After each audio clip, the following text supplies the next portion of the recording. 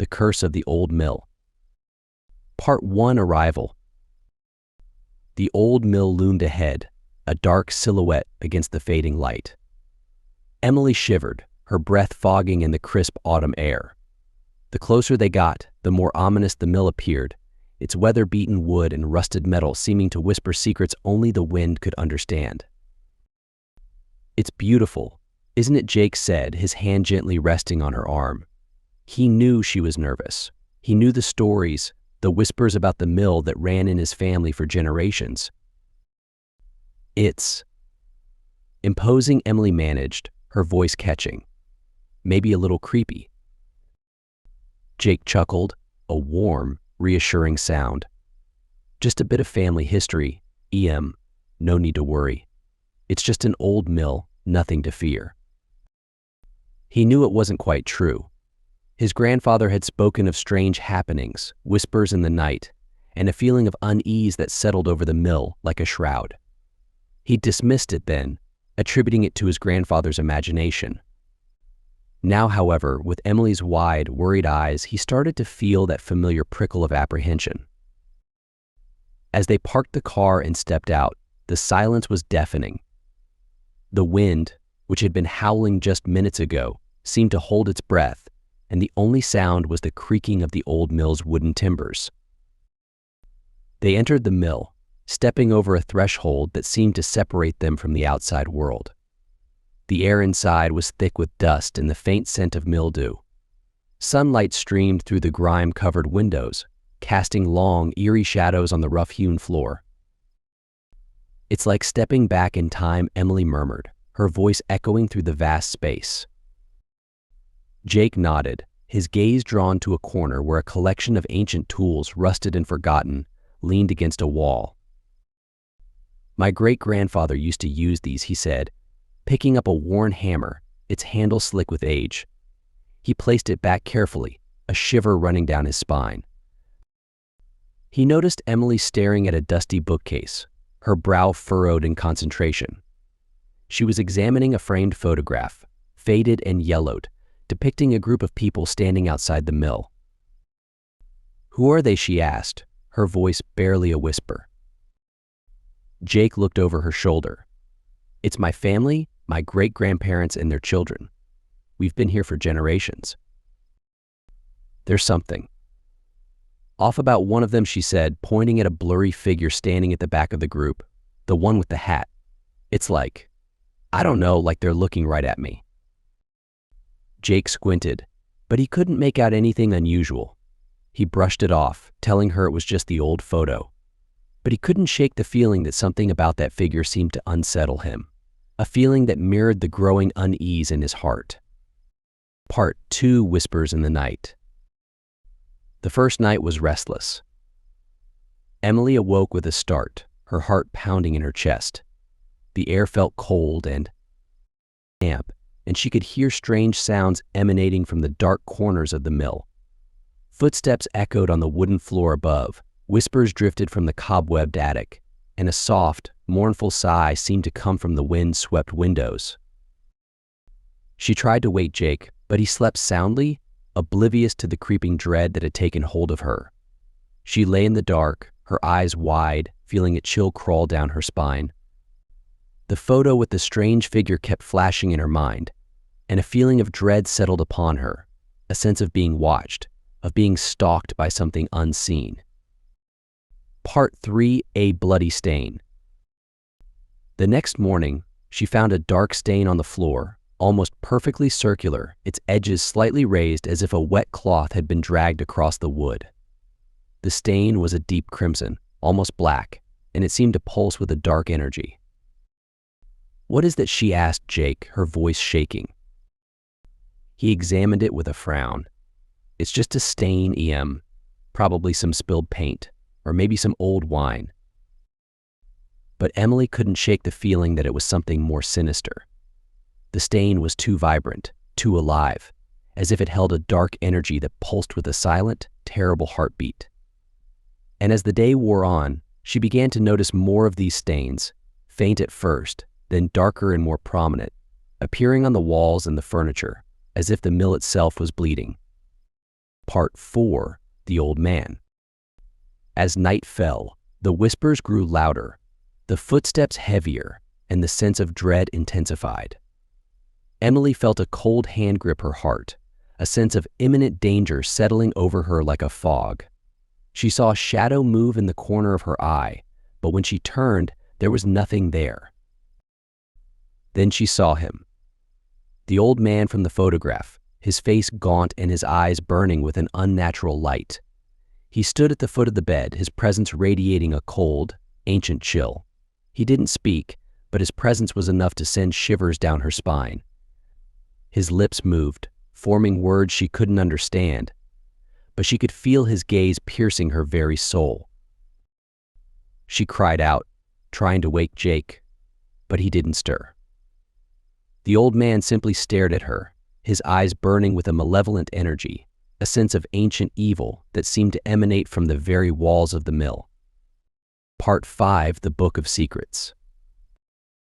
Driven by fear and a desperate need for answers, Emily stumbled through the darkness, searching for any clue that might explain the horror she was experiencing. She found it in the old library, a dusty tome with a leather binding and pages brittle with age. It was a diary, written in a spidery script that seemed to writhe on the parchment. It spoke of the mill's curse, a malevolent spirit trapped within its walls, a dark entity that preyed on the living.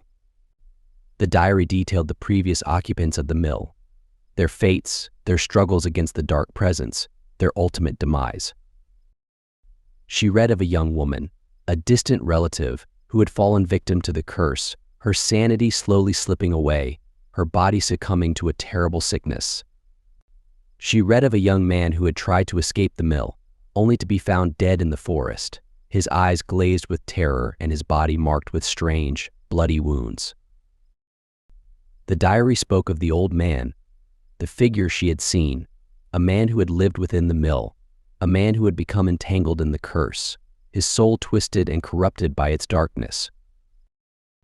Emily realized then that she had been marked, that the old man had seen her, had claimed her as his own. The curse had taken hold, and she was its new prey. Part 6: The Escape. She burst through the door of the room, desperation fueling her every step. She had to get out, had to get away from the old man, from the mill, from the curse. She found Jake in the kitchen, staring blankly out the window. He looked dazed, his eyes glazed and unfocused. "Jake, we have to leave," she said, her voice trembling. "Something is wrong. Something is happening here." But Jake didn't respond. He simply stared, his eyes empty and unseeing. Emily knew then that he was lost, consumed by the mill's dark magic. The curse had taken him too, twisted his mind, ensnared him in its web of fear. She had to escape alone. She had to find a way to break the curse, to save herself, and perhaps, if she was lucky, to save Jake too. She raced through the mill, the old man's shadow flitting behind her, his whispering voice a constant, chilling presence. She stumbled through the dark corridors, her heart pounding in her chest, her breath coming in ragged gasps. She finally found the back door, a heavy wooden structure that led out into the forest. She fumbled with the lock, her fingers shaking, but the door wouldn't budge. The old man was gaining on her, his presence growing stronger, his voice becoming a chilling growl that sent shivers down her spine. She scrambled around, searching for another way out. She finally found it, a small, hidden passage, a secret entrance to the mill's underground tunnels. She squeezed through the passage, her body contorting, her heart pounding with fear. She emerged into a dark, damp tunnel, the air thick with the scent of earth and mildew. She had no idea where the tunnel led, but it was the only escape, the only chance she had to break free from the curse. She ran through the tunnel, her lungs burning, her legs screaming in pain. The sound of the old man's laughter echoed behind her, a sinister sound that seemed to follow her like a shadow, promising her torment.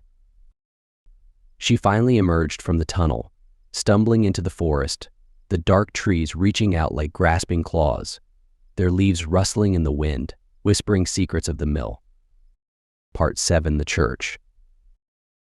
She ran through the woods, her fear a tangible force, driving her forward, pushing her to her limits. She stumbled, fell, and picked herself up again, her body aching, her mind reeling. She didn't stop until she reached the edge of the woods, a small town nestled in the valley, the lights of the houses twinkling in the distance. She stumbled towards the church, a beacon of light and hope in the darkness. She burst through the door, her breath ragged, her eyes wild, and her voice breaking with terror. She told the priest her story, her words tumbling over each other, her voice a desperate plea for help. She told him of the curse, of the old man, of the mill, and of her desperate escape. The priest listened, his eyes filled with compassion and concern. He knew of the mill, of its dark history, and of the curse that had plagued it for generations. He offered her solace, a place to rest, and a promise of help. He gave her a holy water and a blessed rosary, and he told her to pray, to believe, and to never give up hope. Part 8. The mill's fate. The next day, she returned to the mill, armed with the priest's holy water and rosary, and a renewed sense of purpose. She had to break the curse, to free the old man's soul, and to save Jake. She entered the mill, her heart pounding with fear, but her resolve unwavering. She made her way to the old library, the source of the curse. She found the diary, its pages filled with the old man's lamentations, his regrets, and his pleas for release. She sprinkled the holy water on the book, reciting the prayers the priest had taught her. The book crackled and smoked, its pages turning black and brittle, as the curse began to break. She then made her way to the old man's room, the room where she had seen him standing at the foot of her bed. She felt his presence, a chilling, malevolent energy that seemed to emanate from the walls. She held up the rosary, reciting the prayers, her voice trembling but strong. The old man appeared in the room, his eyes burning with rage, his form flickering and fading as the curse weakened. He lunged at her, but she stood her ground, her faith unwavering. She prayed, her voice echoing through the empty rooms, her words a beacon of light in the darkness. The old man screamed in frustration, his form disintegrating, his voice dissolving into a whisper. He pleaded with her, begging her to release him from the curse, promising her peace if she would simply let him go. But Emily held her ground, her eyes burning with righteous anger. She knew that he had been a victim of the curse, that he had been trapped and tormented for generations. But she also knew that he had been responsible for the deaths and suffering of countless others. She wouldn't allow him to harm her, or Jake, or anyone else. She continued to pray, her voice rising in a crescendo, her words filling the air with a power that shook the very foundations of the mill. The old man's form finally dissipated, his screams fading into a chilling whisper that died away in the silence. Emily stood, her body trembling, her heart pounding, but her spirit unbroken. She had broken the curse, freed the old man's soul, and saved herself. She returned to the mill's main room, where she found Jake, sitting by the window, his eyes now clear and focused. He had regained his senses, the curse's hold broken. They left the mill together, their hearts filled with relief and gratitude. They set fire to the old library, the book of secrets consumed by the flames, the curse forever eradicated. The old mill stood alone, a silent sentinel in the fading light. Its secrets were gone, its curse broken, and its history erased. Only the whispering wind remained, carrying the echoes of its past, a reminder of the evil that had once dwelled within its walls. Emily and Jake never returned to the mill, but they never forgot the lessons they had learned within its walls. They learned the power of faith, the strength of love, and the importance of facing their fears. They learned that even the darkest of curses can be broken, and that even the most haunted of places can be redeemed. With this, I say goodbye to you. Bye-bye. Goodbye, everyone.